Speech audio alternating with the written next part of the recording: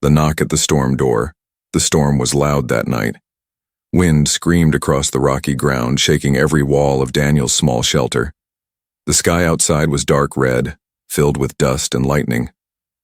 Daniel sat at his old metal table, eating cold beans from a can when he heard it. Knock. Knock. He froze. No one ever came here. His shelter was on the far edge of the mining colony, away from others. People didn't visit. They avoided him. He liked it that way. Knock, knock, knock. Again, louder this time. Daniel stood slowly. He picked up his old plasma tool just in case and walked to the door. The wind howled louder as he reached for the manual lock. He hesitated, then opened it. A figure stood there, hunched, soaked in red rain. Not human. She looked like a girl. Her skin was pale silver, her long hair stuck to her face. Her eyes were big, glowing, faint purple. She was barefoot, her clothes were torn, her hands shaking. "Please," she said, her voice weak. "Don't send me back out." Daniel stared at her. She looked like one of the outer rim species, maybe Telrini or something close. He wasn't sure, but she looked half dead. He didn't move. "I can leave," she said, eyes full of fear. "Just give me 5 minutes, just some warmth, then I'll go." She was going to die. Anyone could see that. Daniel lowered the tool. "Get in," he said, stepping aside. She stumbled inside, nearly falling. The door shut behind her with a heavy clang. He locked it. The girl dropped to her knees near the heat panel. Daniel grabbed an old towel and tossed it to her. "Dry off," he said. She looked at him, then slowly wrapped herself in the towel. Her fingers were blue from cold. "What's your name?" he asked. "Karel," she whispered. "Daniel," he said. "You got someone looking for you?" She hesitated. "Yes, but not the good kind." He didn't ask more. Not yet. He opened a storage drawer and pulled out a small food pack. He dropped it near her. "Eat." She took it with shaking hands. Opened it. The smell of warm protein broth filled the air. As she ate slowly, Daniel sat back down and watched her. The storm outside roared louder. Red lightning flashed through the window. "You're not from this colony," he said. "No," she replied. "What are you doing here?" She looked up at him. Her eyes were tired. "Trying not to die." Silence. After a while, Cairo leaned back against the wall. The color began to return to her skin. Her breathing slowed. Daniel went to his side room and grabbed an extra blanket. When he came back, she was already asleep, curled near the heat panel like a child. He placed the blanket over her gently. Then he sat again, watching the storm, listening to it beat against the walls like angry fists. He didn't know who she was, or what she'd done, but something about her made his chest feel tight. Maybe it was how she begged not for help, but for mercy. Maybe it was how she didn't even expect kindness, only a few minutes to not freeze to death. Daniel leaned back in his chair and sighed. Whatever came next, he knew this wouldn't be simple. 2 hours later, Daniel was still awake when the warning light blinked on the console. Motion detected. 300 meters. He narrowed his eyes. Another blink. Aerial drone. Scanning. He moved quickly. Killed all heat signatures. From the shelter. Turned on the jamming field. Covered every window. Then he sat still and waited. Karel opened her eyes slowly. "What's wrong?" she whispered. "Shh," he said. Outside something hovered, then passed. After a long minute, the signal was gone. He turned to her. "Who's hunting you?" Karel didn't speak for a moment. Then she said softly, "The ones who used to call me family." Daniel looked at her carefully. She looked away. He didn't ask more that night, but his thoughts didn't stop. Hunted. The storm ended by morning, but the silence it left behind felt even heavier. Daniel stepped outside briefly to check the sensor panel. The red dust had settled, covering everything in a fine coat. His boots crunched over the dry ground as he scanned the horizon. Nothing. But his eyes kept returning to a strange pattern near the edge of the canyon. A faint circle of scorch marks. Not natural. Someone had landed a drone there. Recently. Returned inside. Carell sat on the floor, wrapped in the blanket, eyes open. She hadn't slept much. They came last night, didn't they? She asked quietly. Daniel nodded. Drone. Silent. Circling low. Carell's lips trembled. They won't stop. Once they mark a target, they don't give up. Daniel leaned against the wall, arms crossed. Why are they hunting you? Carell didn't answer at first. She looked down at her hands. Her fingers were long, graceful, marked with silver lines that shimmered faintly in the light. My family is part of the Talrini high caste, she said slowly. They arranged my bonding. To a military elder, I refused. Daniel blinked. Refused? I ran, she said, on the night of the bonding ceremony. They called it betrayal. Dishonor. I was marked. Erased from all records. Daniel's brow furrowed. So now they're sending bounty hunters to kill you? She nodded. To make sure no one remembers I ever lived. There was a long pause. Daniel moved to the kitchen unit and heated 2 water packs. He tossed one to her. She caught it with both hands and held it close to her chest. You've got no one out there? He asked. No one left, she said. I hid on supply ships, crawled through cargo tunnels. Sometimes I found food, sometimes not. When I landed here, I thought maybe it was far enough. But they still found me. Daniel sat across from her. You don't owe me anything, but if you stay here, they'll come again. I'll leave, she said quickly, panicked. I'll go now. They won't know I was here. You'll be safe. Sit down, Daniel said firmly. She stopped, her eyes wide. If you walk out there, you won't make it to the next ridge, he continued. So don't talk like you're saving me. Right now, we're in this together. Carell's lips parted slightly, then closed. Slowly, she sank back onto the floor. The silence grew heavy again. Daniel tapped his fingers on the metal table. There's a place beneath the floor, he said finally. Old maintenance space and small but sealed. You can hide there when they come. You're not going to turn me in? She asked. No. Why? He met her eyes. Because when someone knocks on your door in a storm and asks to live, you let them in, or you're not human anymore. Carell didn't say anything, but her eyes shimmered, and she looked away. Later that day, Daniel worked fast. He rewired his shelter's scanner, added an old frequency scrambler, and set motion alarms around the outer rocks. Carell helped where she could. Her fingers were delicate and quick, perfect for calibrating sensors. She didn't speak much, but she watched everything closely, learning. You ever fixed tech before? Daniel asked as she adjusted a broken wire. My father had a shipyard, she said. I used to hide behind the control panels. The engineers would chase me away, but I watched. Daniel grinned. You learn fast. She looked at him, surprised by the compliment. A small smile appeared on her face. Not wide, but real. It was the first time he had seen her smile. Night fell again. They sat by the heater sharing dried fruit and warm water. Outside, the wind had died, but the danger hadn't. They don't just want to punish me, Carell said suddenly. They want to erase me. If they find out you helped me, they'll do the same to you. Daniel didn't flinch. Let them try. She stared at him. Why? Why risk yourself? Daniel's voice was calm. Because I've seen what happens when everyone stays quiet, when no one helps. I won't be part of that. Carell said nothing, but something in her face softened. A wall just a little began to fall. Early morning, a sharp beep woke Daniel. Alert, unauthorized signal detected. Frequency match, Talrini military. He sprang up, checked the panel. A small tracking device was active just outside his shelter. His eyes widened. They hadn't just flown past last night. They had marked his home. He turned to Carell, who was already standing. Alert.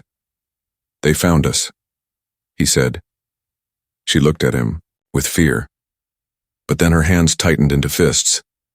I won't let you die for me, she said. Daniel shook his head. You're not going anywhere.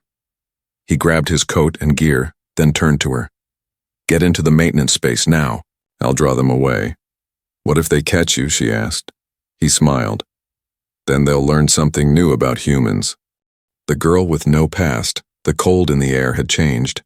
It wasn't the cold of weather, it was the cold of waiting. Daniel sat alone at his console, staring at the signal logs. The tracking device had gone silent after he threw it into the ravine, but he wasn't fooled. Silence only meant one thing. They were close enough to watch without broadcasting. Beneath the floorboards, Karel remained hidden in the small crawlspace. It was barely big enough for her to sit, but she stayed there, without a word. She didn't complain, she didn't ask for water. It was like she was used to being invisible. Daniel opened the hatch and peeked down. They're watching, he whispered. But they haven't moved yet. She looked up. Her silver skin was dim in the low light. Her eyes, wide and calm, met his. They won't come yet, she said. They want to make sure no one sees. They do their killing quiet. He nodded and shut the hatch again. Hours passed. Daniel worked through the night. He used old parts from the mining station, scavenged, batteries, even the broken remains of his weather drone. He was building something illegal in this system. An old jammer modified to broadcast a fake signal. When Karel finally crawled out for a short break, she found Daniel asleep beside the half-finished device, grease on his hands, and a welding mask over his face. She reached out and slowly took the mask off. Why are you doing this? She asked softly. Daniel blinked awake. He looked at her for a long moment before answering. Because you matter, he said, and I think someone has to remind them of that. She looked away, her voice barely above a whisper. I haven't mattered in a long time. Daniel sat up. You want to tell me why? Karel didn't speak right away. She wrapped the blanket tighter around herself and sat down beside the heater. I was born into a world that never asked what I wanted, she began. Only what I owed. Her voice was steady, but distant, like she was reading a story she'd already stopped believing in. When I was a child, they picked a name for me, a role, a future. I was to be a peace bond, a wife to a man 50 years older. His family controlled the fleets, mine controlled the temples. A perfect union, a perfect lie. Daniel listened in silence. They taught me to smile, to bow, to obey. And I did. For years. I played the part they wrote for me. But on the night of the bonding, something inside me broke. I ran. Not because I had a plan, not because I was brave, I just couldn't pretend anymore. She looked at Daniel now, her expression bare. I've been running ever since. Daniel leaned back, eyes on the ceiling. And in all that time, no one helped you? Karel laughed once, short and bitter. I stopped expecting kindness. It's easier that way. He turned to her. You'll have to start again because you're safe here. As long as I'm breathing, you're not going back. She stared at him, her face unreadable. You're strange, she said. Human, Daniel corrected with a half-smile. No, she whispered. Humans gave me fear. You gave me hope. The next day, Karel helped Daniel finish the signal project. They climbed to a ridge and planted the device inside an old satellite dome. This will give them a fake location, Daniel said, wiping sweat from his brow. They'll chase it for a while. Karel nodded. If it works? Daniel turned to her. We'll be gone by the time they figure it out. I've got a friend in the Southern Valley, retired pilot, owes me a favor. You're trusting me? She asked, her voice unsure. Yes. Karel stared at him. Even after everything. I told you? Daniel placed a hand on her shoulder. Especially after that. That night, Karel looked through the shelter's cracked window, her reflection barely visible against the stars. Daniel, she said quietly, can I ask you something? Anything. Why are you alone out here? Daniel looked up from his toolkit. He didn't answer at first. Then he said, I used to be in charge of something big. Deep Mine Division. I made calls. Saved lives, lost some too. He paused. On my worst day, I gave the wrong call. A crew got buried, 5 dead. My record was clean. They called it a system error. But I knew. Carell turned toward him. After that, he continued, I came here to fix machines, not people, not decisions, just metal. Carell stepped closer. You don't have to stay in hiding. Neither do you, he replied. They stood in silence for a moment. Something unspoken passed between them. Shared weight, shared pain. Finally, Carell said, Thank you. Daniel looked at her. We're not done yet. The moment he chose her, the desert winds had shifted again. The air tasted sharper, like metal and ozone. It wasn't just weather anymore. It was a warning. Daniel stood outside the shelter, scanning the sky with his old scope. The stars were dull, blurred by fine dust, but something darker moved between them. Not natural, not a bird. It was too steady, too precise. A patrol drone. Circling, watching, he turned back toward the shelter. Carell was inside, humming softly, to herself, tuning a broken comm chip. It was the first time she'd made a sound that wasn't fear or silence. Daniel stepped through the door and shut it quietly. They're back, he said. Her hum stopped. She didn't ask who they were. She already knew. Daniel dropped his coat, opened a drawer, and pulled out a small steel case. Inside were 2 old Human Alliance IDs, half faded. He handed one to Carell. What's this? She asked. An old cover. Fake names, fake records. Enough to get us past the western gate if we keep our heads down. Carell stared at the ID, then at him. You're leaving everything? I'm leaving nothing, Daniel said. This place stopped being home the second they came hunting. She looked down at the card again. Her name on it was strange. Humanized. Bland. She didn't say it aloud. This won't hold if they scan deep, she whispered. Daniel nodded. It'll get us close. After that, I'll buy time. Lie, fight, beg, whatever it takes. She looked up quickly. No, you're not risking your life for me. Too late, he said, grabbing a duffel and packing old power cells. I already made my choice. Later that night, they sat on the floor, sharing the last ration of heat bread. Daniel spoke quietly. You ever wonder how humans love? He asked. Carell looked at him strangely. Love? Yeah, he said, staring into the flickering heater light. We don't love with grand speeches. We just show up, again and again. We stay when it's hard, when it's dangerous. Carell didn't respond right away. My people don't call it love, she said finally. They call it duty, bonding, alliance, but not love. Then let me show you, Daniel said. Her breath caught in her throat. She didn't know what to say. The next morning, the sound came just after sunrise, a mechanical hum, steady and low. Daniel's sensors blinked red. A ship was landing nearby. Not a transport, not a colony cruiser. This was a hunter craft. Daniel watched from the ridge. Sleek black hull. No markings. 3 exit doors opened like claws. Figures stepped out. Tall, armored, Talrini enforcers. They moved in silence, scanning the sand with rods that glowed blue. Carell stood behind him, her hood pulled low. That's a purity squad, she said. They only come when they want no witnesses. Daniel's jaw tightened.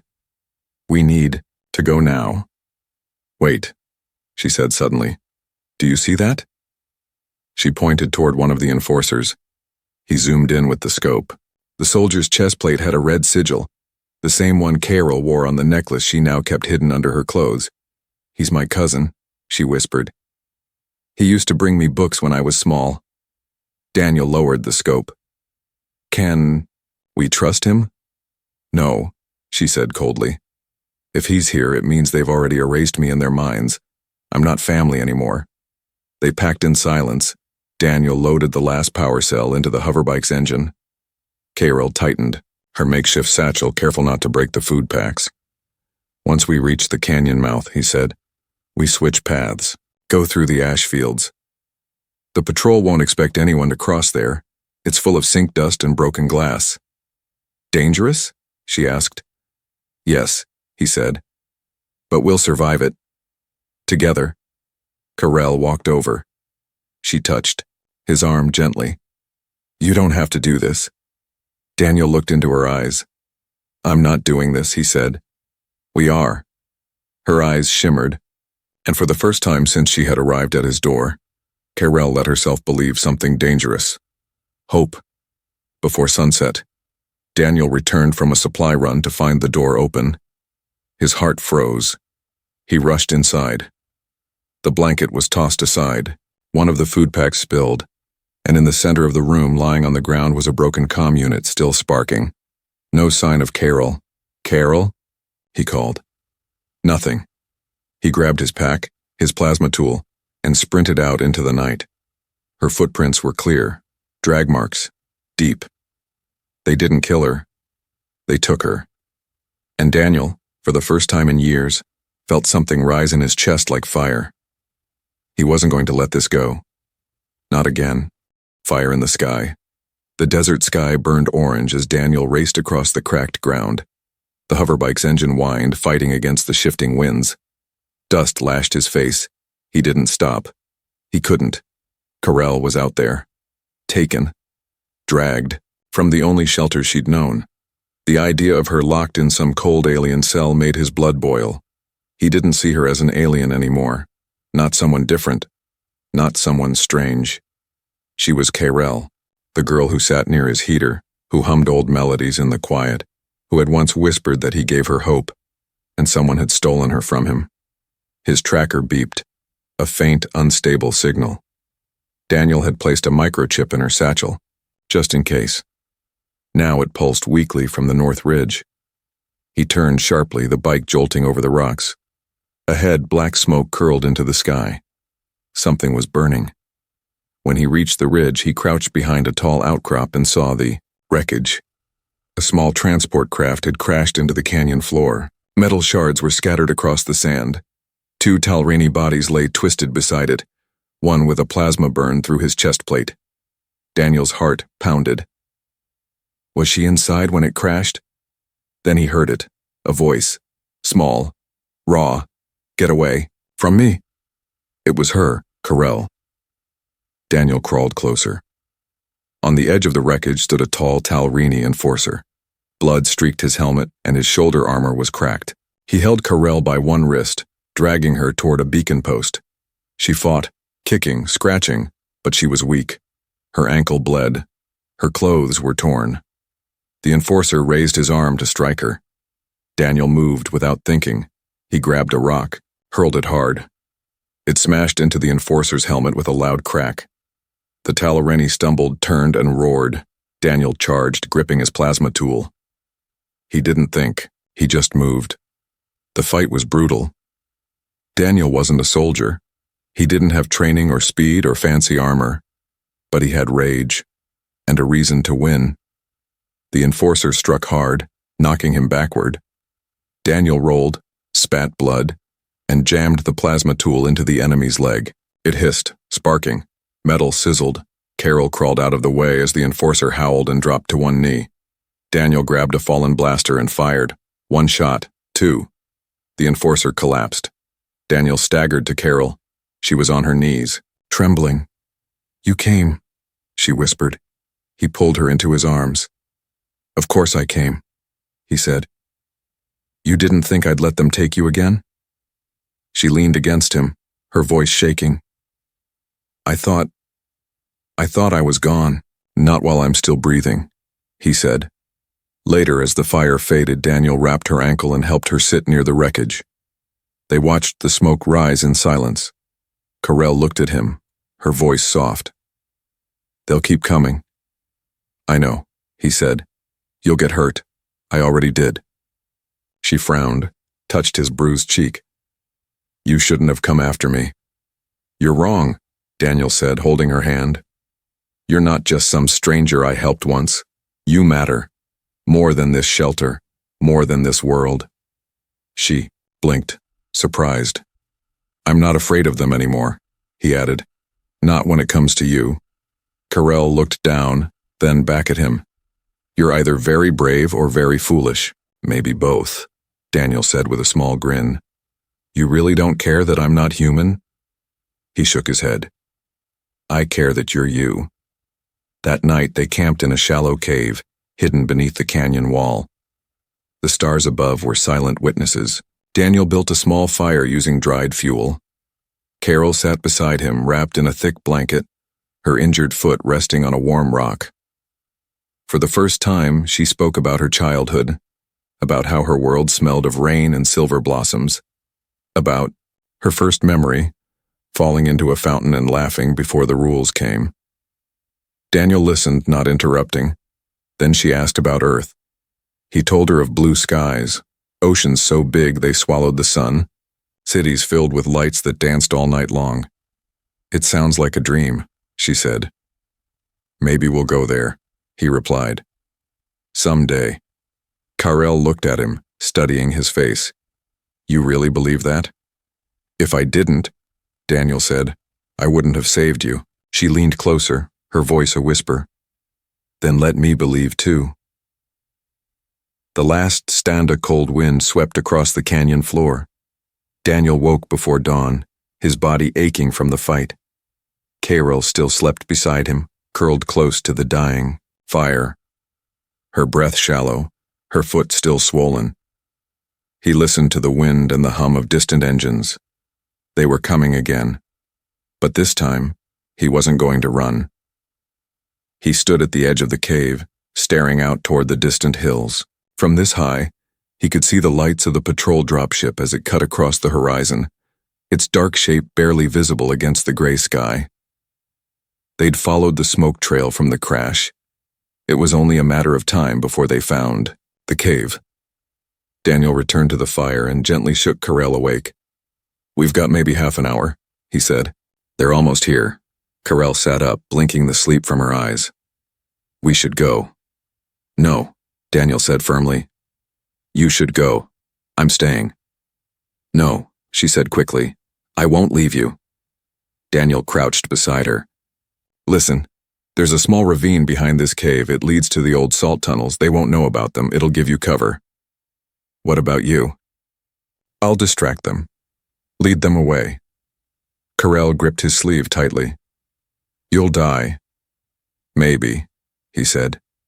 But I won't let them take you again. Her eyes burned with emotion. I never asked for this. I didn't want you to get involved. Daniel smiled gently. Too late for that. You came into my life like a storm, but you made me feel alive again. I won't let them take that away. He spent the next 20 minutes preparing. He rigged his old energy cells into a trap just inside the cave entrance. The charge wouldn't kill, but it would blind and disorient them, just long enough to give Carell a head start.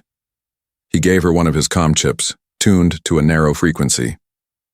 If you hear silence for more than an hour, he said, keep going. And don't look back. Carell stood, still limping but stronger now. She looked into his eyes. You could have left me on that first night. But I didn't.